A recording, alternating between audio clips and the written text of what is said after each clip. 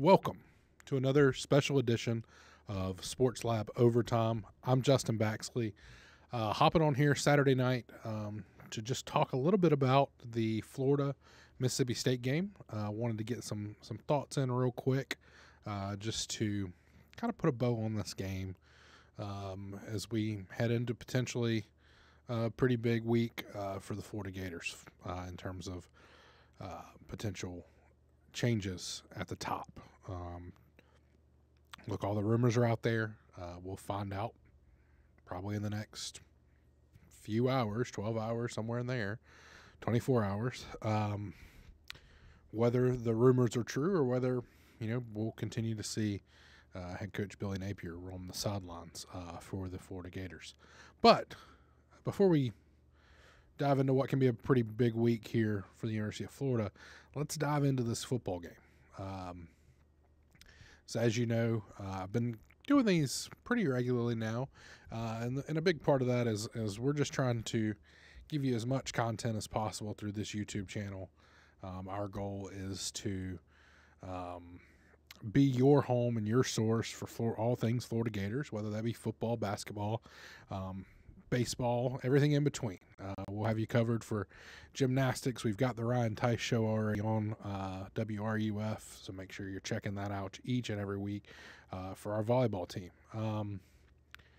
But obviously the football season's still going, and we're heading into a bye week coming up before taking on the arch rival Georgia, who also got a pretty big win over Mississippi.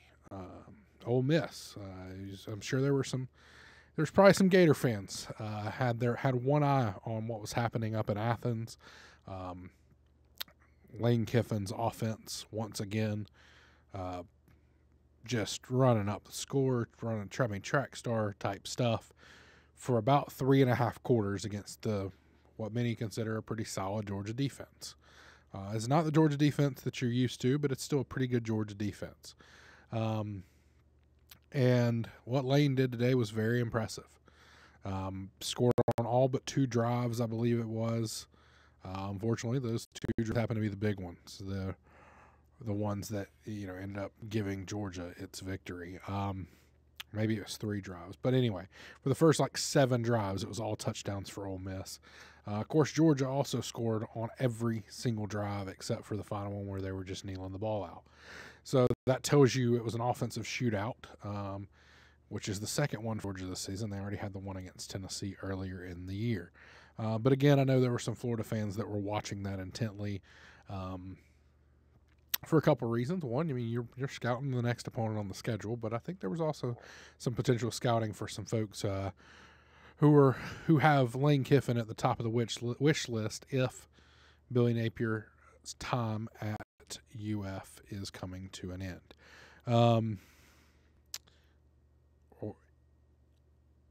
On the football field here in Gainesville, though, it's a different kind of shootout. 23-21, Florida hangs on. Mekhi Burrow with one of the more athletic big man interceptions that you'll ever see. He went full ball hawking safety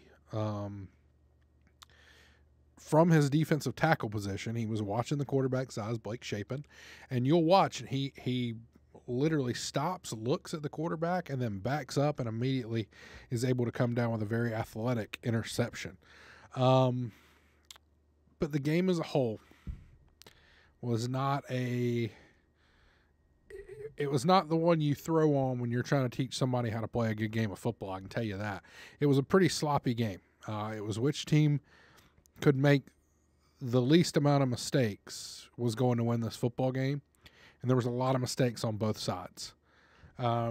This really felt like a little bit of a microcosm of some of the last 4 years, to be honest with you. You saw Mississippi State storm back in the fourth quarter. You saw a 12-man on the field penalty from Florida. You saw a missed field goal that kind of looked like a good field goal from Mississippi State. DJ Lagway, 2 interceptions. Blake Shapen with an interception. Jaden Baugh is still the truth. 23 carries, a touchdown and 150 yards. They gave up a lot to Davin Booth, 22 carries, 105 yards, 2 touchdowns for the Mississippi State running back. And then, Brennan Thompson had 155 yards receiving for Mississippi State. Anthony Evans, the former Georgia wide receiver, had 11 catches for 107 yards. You start looking at this, and I think Xavier Guyton had a fumble early in the game. You start looking down the stat line, and Mississippi State was better on third downs. They were 8 for 15. Florida was 4 for 11. They also were 1 for 2 on fourth down. 468 yards of offense for Mississippi State, 452 for Florida. They outpassed them 324 to 280 on only 2 additional attempts, but they had 4 additional completions. Yards per pass 9 to 8.2. Interceptions thrown 1 to 2. Rushing 144 to 172. Florida wins that one on 10 less attempts, so their rush yards per rush were better as well, 5.1 to 3.3. Penalties was dead even, 7 for 60. Each team had 2 turnovers, a fumble, and an interception for Mississippi State. And then you look at the possession, 30 minutes to 29:55. It was dead even across the board, except for the biggest, I would say the biggest one that kind of jumps out at you is that third down mark, which has kind of been the calling card for this team all year for Florida, has been that they've struggled on third down to convert. But I think what you really look at, Florida had what I thought was a touchdown early in the game taken from them. I think they called it not a touchdown to, I believe it was Hayden Hansen. There's some really great shots from the game going around on Twitter, and I'm blanking on the photographer's name, so please forgive me. But he did a really great job of capturing that moment. Trying to see if I can pull that up real quick for you. But at the end of the day, you just left with a lot of, how on earth did they end up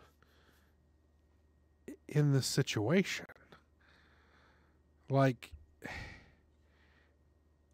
it just doesn't make sense. They were clearly, going to the game, they were a 9.5-point favorite. They did not cover. It's homecoming. It's in the swamp. Mississippi State hadn't won a conference game in over 720 some odd days. And yet it just had to be another close game. And it goes back to, I mentioned that I thought it was a microcosm for the last 4 years. It seems like this team is allergic to blowing out opponents that they should blow out. Outside of the LIU game this year, everything has been pretty much a one-score game there's only been 2 wins, but outside of the LIU game. But it's still, even the Miami game was close for most of it. The LSU game was close for most of it. Same with South Florida, and they came out on the wrong end of 3 of those. Texas A&M was also close in the fourth quarter. I know that the 34-17 doesn't feel close, but it was close. There was a chance for them to tie it up in the fourth quarter. Same with Miami. It was 13-7 against Miami, and they ended up losing 26-7. But it seems like it just has to be a close game. And you even go back to last year, the Tulane game, 33-8, Florida State 31-11, but Ole Miss 24-17, LSU 27-16. Georgia, they lost 34-20. They got blown out by Texas. They did beat Kentucky 48-20, but then they lost in overtime 23-17. UCF was 24-13. Mississippi State last year was a blowout, 45-28. A&M 33-20, loss for Florida. Relatively close, but again, and then Samford was the blowout, and then Miami, they got blown out. You back it up another year.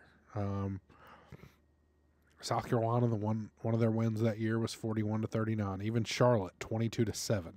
Doesn't feel like a blowout. They did blow out McNeese 49-7, and they beat Tennessee 29-16. Lost to Arkansas 39-36 here at the Swamp. Lost to Missouri 33-31. They lost to Florida State 24-15. But and the reason I'm going back through these, the year before, 29-26, they went over Utah, lost 26-16 to Kentucky, beat South Florida 31-28, lost to Tennessee 38-33, beat Missouri 24-17, lost to Vanderbilt 31-24 that year, lost to Florida State 45-38. LSU was 45-35. Georgia was a blowout. Texas A&M was a blowout win. South Carolina was a blowout win.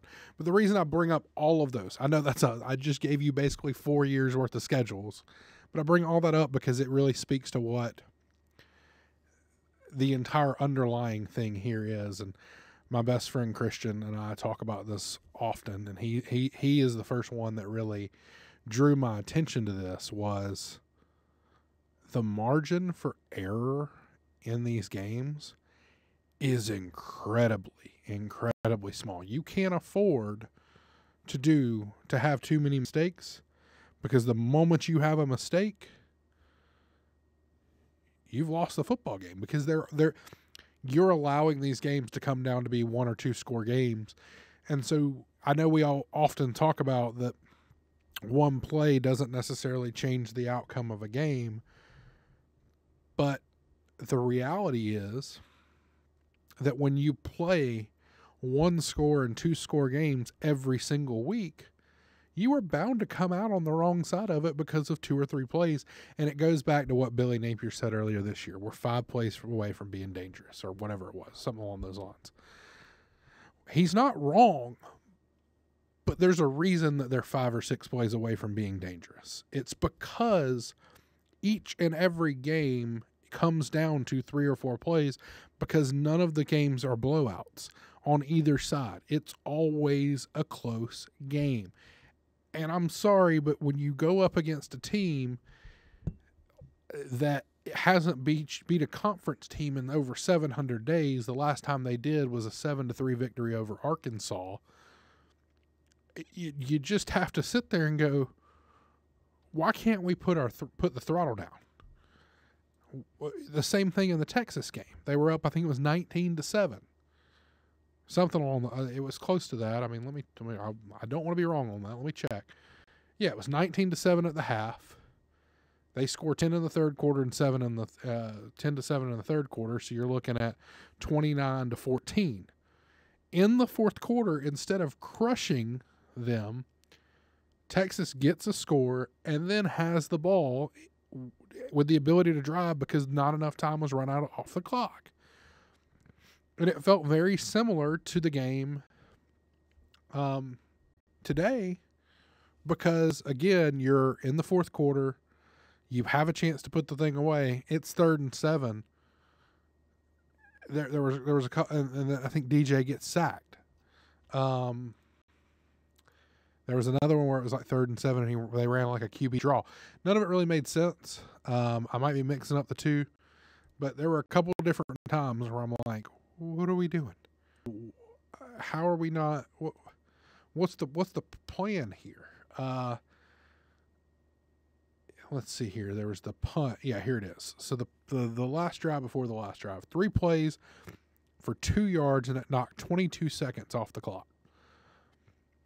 Jaden Ball 4-yard run, Jaden Ball 5-yard run. So you're sitting at, what is that, 3rd and 1? Yeah, 3rd and 1. DJ Lagway sacked for a 7-yard loss, and they have to punt it. And there was timeouts, and I think a 2-minute warning in there. Yeah, 2-minute warning, then 2 timeouts. And then you go to that Texas game, because I want to make sure that I'm right on this. The Texas game was oddly similar.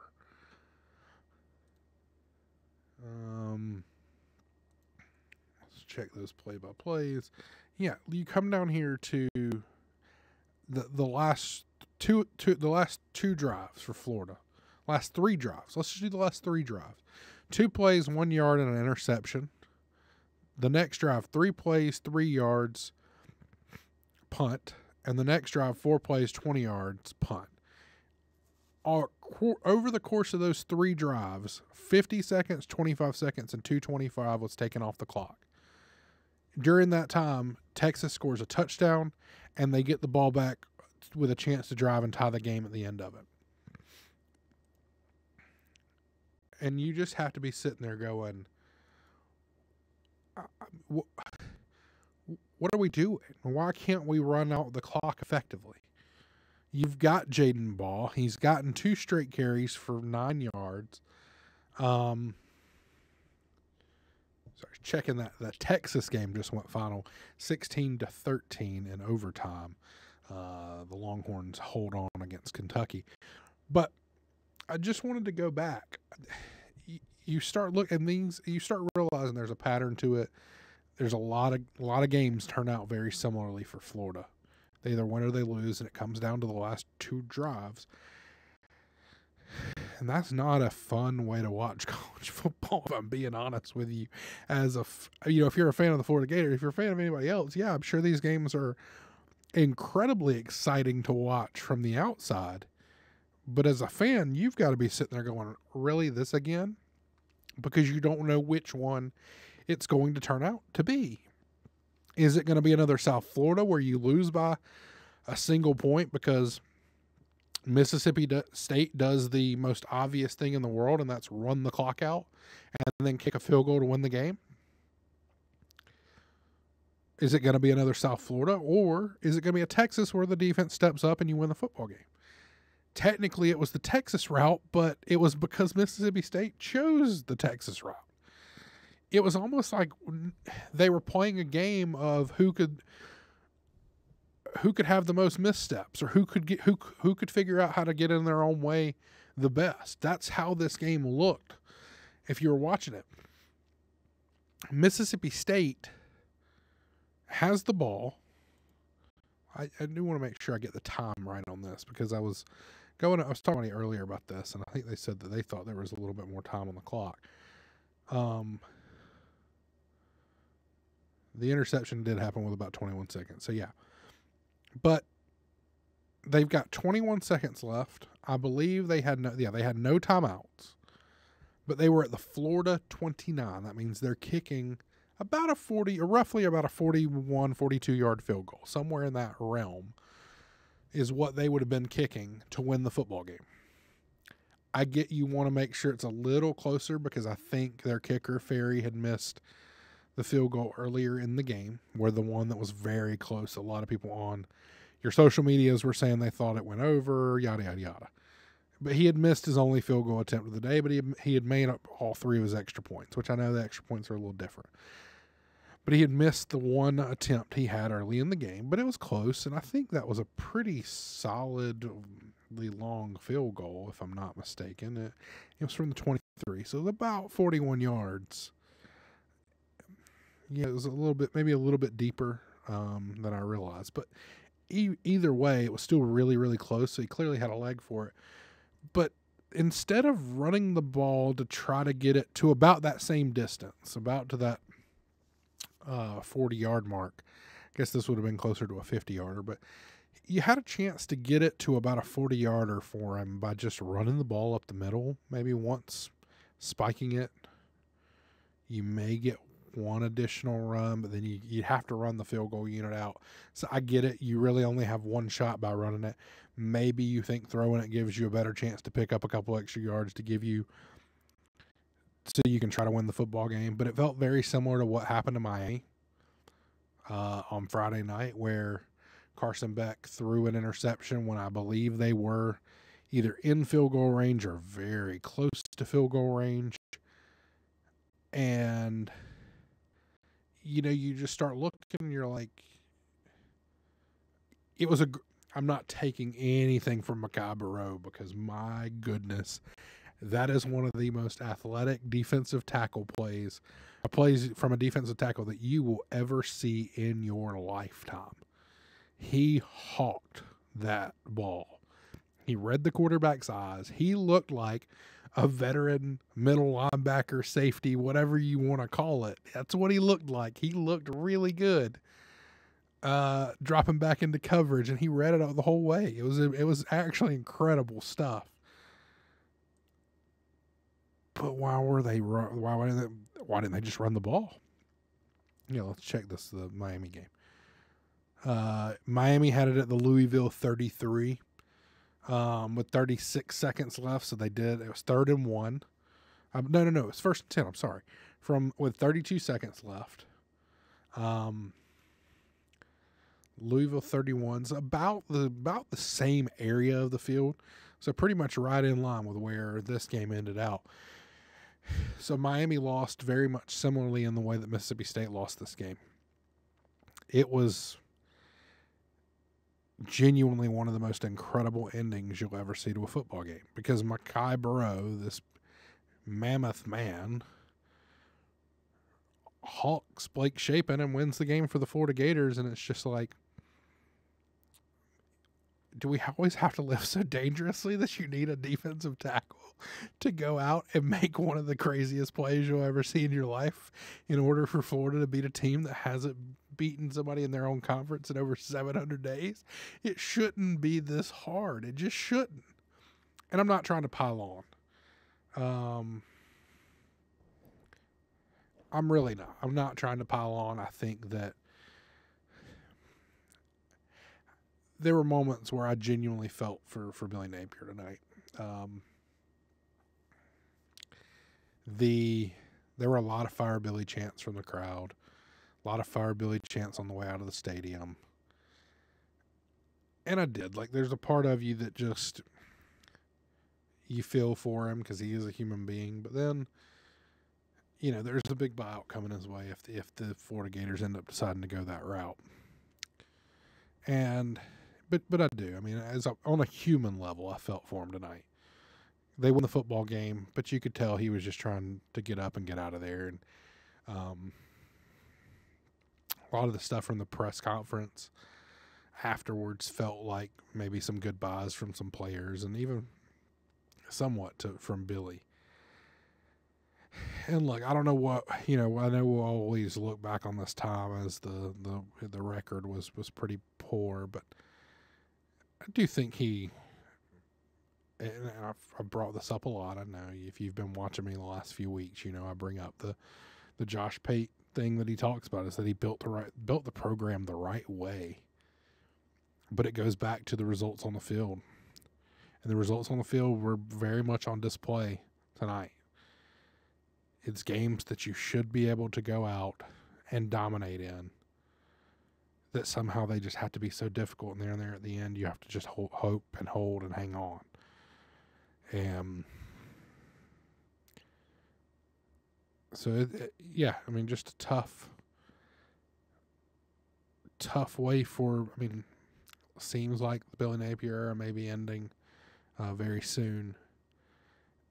Glad he got to go out with a win. I'll say that. I think that what you really hope was that what you didn't want to have happen was for Florida to lose in their throwback uniforms for the first time. What you didn't want was for Florida to lose to a team that hadn't won a game against a conference opponent over 700 days. You didn't want all of those additional rough records to be broken for Coach Napier. You just kind of want him to go out with a little bit of a parting gift, I guess is what you call it, a nice win. And I think it shows again.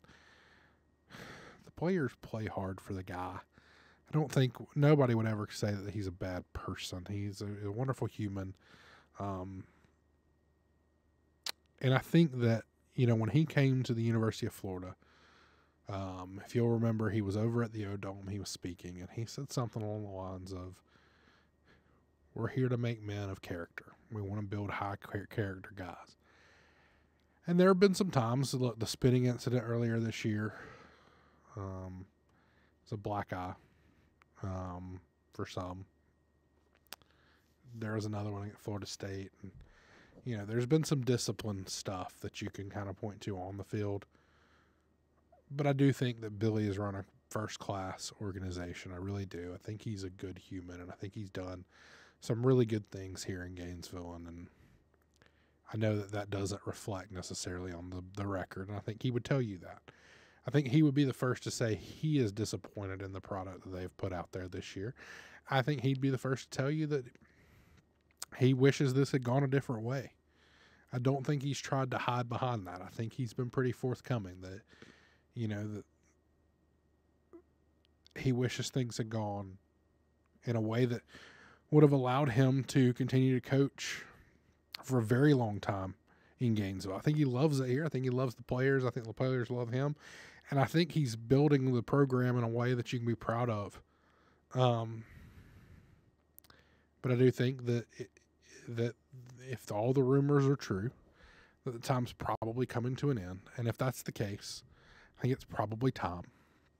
He's had a good while now to have built this program in his image, and it just hasn't worked the way you kind of hoped it would for him. Run through real quick, and you'll get some chances to see some hindsight of how some of these games turn out. BYU is winning over Utah. Big win for Cincinnati over Oklahoma State. Auburn, Missouri tied up at 17 in the fourth quarter. That's a good one. South Florida is destroying Florida Atlantic. Big news for South Florida today is Memphis goes out and loses to UAB. Chris Mortensen's son from ESPN days. If you grew up on that, his son went out and won that game as the UAB interim head coach, replacing Trent Dilfer. And it looks like also Alabama is going to end up beating Tennessee pretty badly. It's 37-20 there in the fourth quarter with a couple minutes left. So it tells you kind of what time I'm recording if you're able to kind of go back on that. But like I said, I just wanted to pop on and give some rapid reaction to what we saw out there today. Florida is going to get a much deserved and much needed, I believe, bye week before heading to Jacksonville for we're going to call it's the cocktail party, the world's largest outdoor cocktail party. We're not calling it Georgia, Florida, Florida, Georgia. We're not doing it. It's the cocktail party. That's one of those that I'm not going to let that guy. That's what I grew up on. I'm not going to call it anything but the cocktail party. It's an exciting time of year for the cocktail party. Look, I mean, if you're Florida, you take the week, come out ready to do battle, see what happens. Because I think the talent's there. I think they can compete with Georgia talent-wise, especially with the way that this defense is really good still. I think this is a really good Florida defense. And I think if the offense figures some things out, has some new looks that it can give to Georgia, I think they can at least compete, make it a game. And I think that, who knows? Maybe they shock the world. You never know what can happen. We saw that this week. I can tell you that. Arkansas took Texas A&M to the wire, 45-42. Bobby Petrino is coaching for his entire life right now, it feels like, and he's doing a pretty good job over there. He wants that Arkansas job badly. He took Tennessee to the limits last week, took Texas A&M to the limits this week. Like I mentioned earlier, Georgia beats Ole Miss 43-35. Arizona State upsets Texas Tech. That's a big one over in the Big 12. That could have some serious implications on the Big 12 title race. Vanderbilt as the home favorite against LSU this week. They were able to pull that out and prove a lot of folks right. 31-24 in that one. Georgia Tech, the highest rated unbeaten team in the state of Georgia, the only unbeaten team, I believe, in the state of Georgia. They went out and beat Duke 27-18. Oklahoma beats up on South Carolina. Virginia over Washington State 22-20. Texas, like I mentioned, in overtime 16-13. Then UAB, as a 21.5 point dog, goes out and beats Memphis, number 22 in the country. 24-6 over Nebraska. Minnesota won. And then Miami, it happened again. Carson Beck, 4 interceptions. It's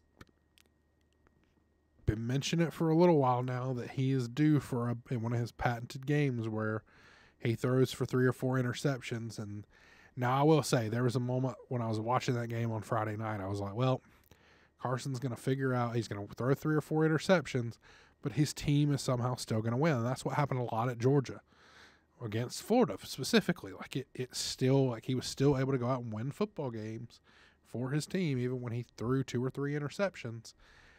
And I thought that's what we were getting again last night, but Louisville would not allow that to happen as TJ Capers intercepted him for the 4th time.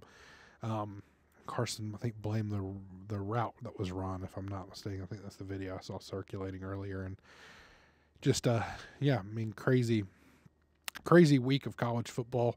I know Josh Pate kept calling it potential for a volcanic Saturday or separation Saturday, and I think he was pretty much on the money. We got a lot of separation. I mean, I think you see the separation from Alabama to Tennessee, but then I also think you see, Georgia beating Ole Miss is big, but I think the bigger ones are the ones of Arizona State beating Texas Tech.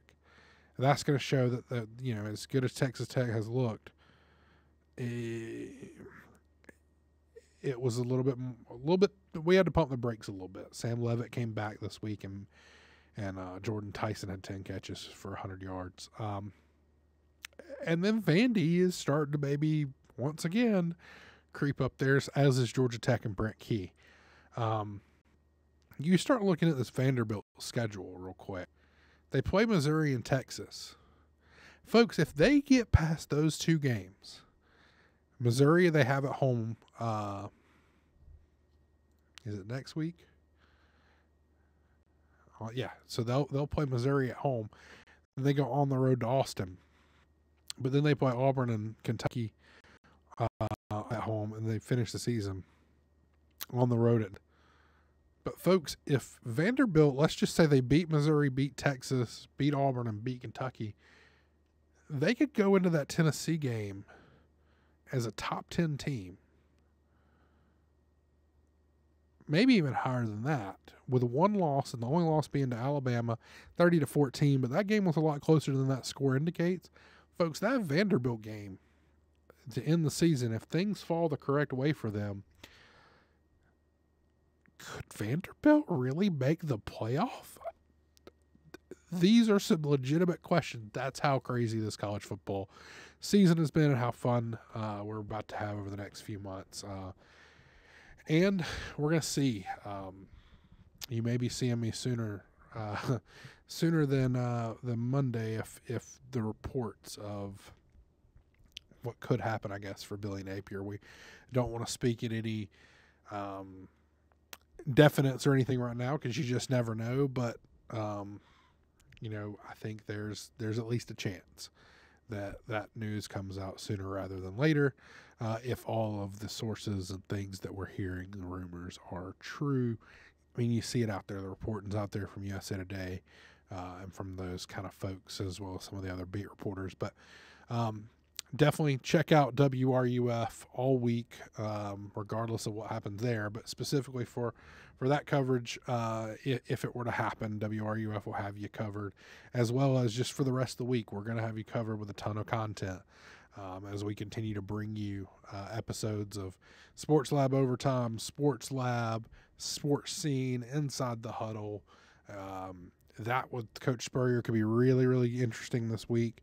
I think there's just going to be a lot we're going to get to dive into, whether it be things on the coaching side or as we move towards that Georgia game.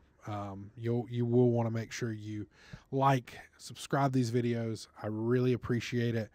Enjoying the community we're building here on YouTube, and just excited to be a part of